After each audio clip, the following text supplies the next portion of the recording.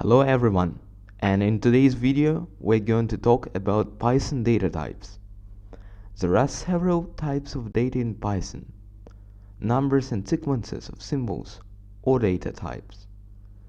Numbers are integers, for example 1. These are only whole numbers.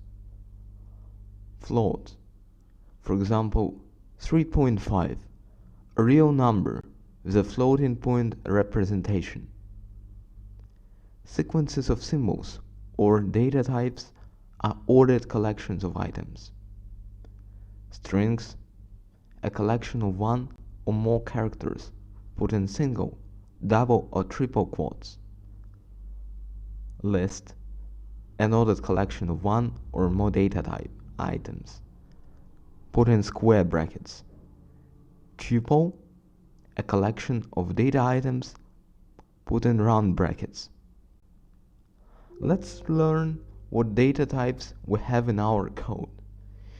If we type the code type in Jupyter Notebook and put into round brackets any symbol or data type, we will get the class of a Python object. Every element in Python is an object of a class.